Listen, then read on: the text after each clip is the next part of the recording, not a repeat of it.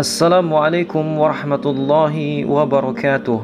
Sahabat Islam official yang dirahmati oleh Allah Subhanahu wa taala. Dalam kesempatan kali ini kita akan membahas tentang ngerinya su'ul khotimah, yaitu mati dalam keadaan yang dimurkai oleh Allah Subhanahu wa taala. Ketahuilah bahwa setiap orang pada umumnya mati di atas kebiasaannya. Bila selama hidupnya membiasakan dengan ketaatan, maka ketika sedang sakaratul maut terpaut dengan ketaatan kepada Allah Subhanahu wa taala. Namun ketika seseorang membiasakan diri dengan kemaksiatan, maka hatinya dipenuhi dengan kemaksiatan tersebut.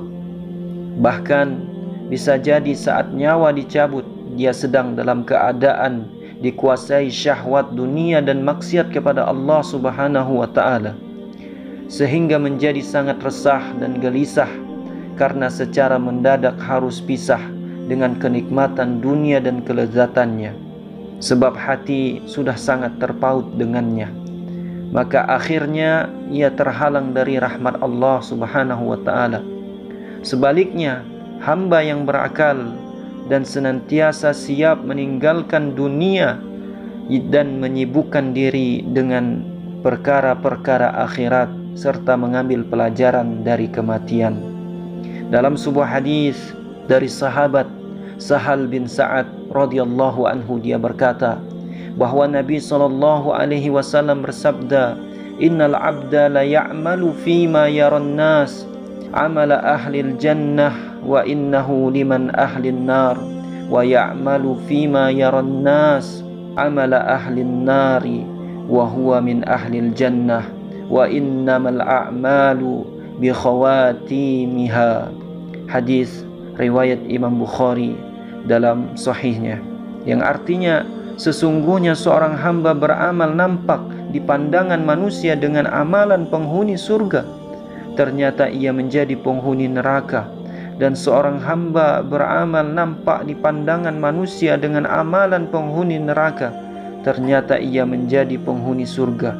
Dan sesungguhnya amal perbuatan itu tergantung akhirnya.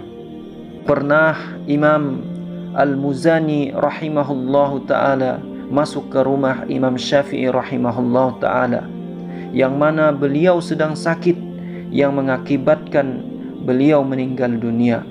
Beliau berkata kepadanya, "Bagaimana keadaanmu, wahai Abu Abdullah?" Beliau menjawab, "Saya hampir meninggalkan dunia, berpisah dengan teman-teman, berjumpa dengan keburukan amalku. Sebentar lagi aku akan meminum gelas kematian. Aku pasti bertemu dengan Tuhanku, dan aku tidak tahu apakah nyawaku berakhir di surga, maka aku akan ucapkan selamat, atau masuk neraka, maka aku ucapkan bela sungkawa."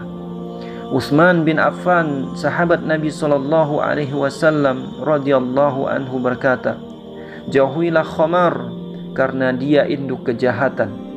Ada seorang hamba ahli ibadah sebelum kalian, lalu ada seorang wanita terpikat dengannya.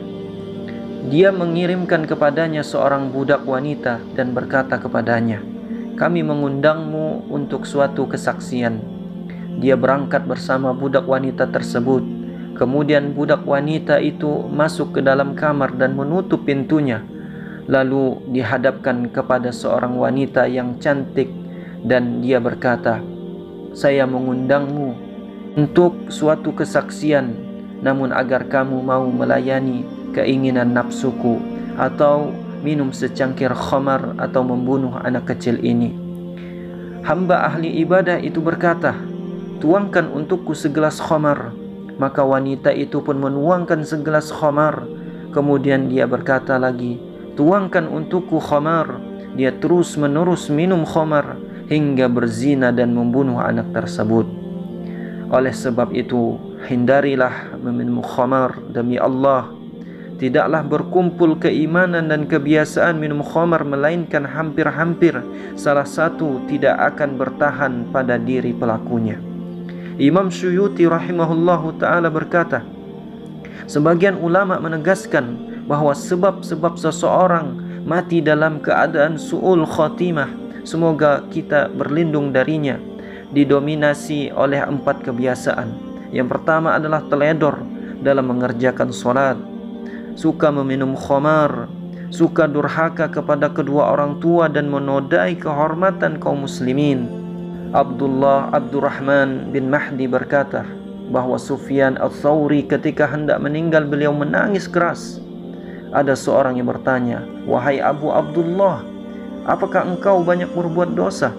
Maka beliau mengambil sesuatu dari tanah lalu berkata, "Demi Allah, dosa-dosaku lebih ringan daripada benda ini, tetapi aku takut keimananku lepas sebelum aku mati."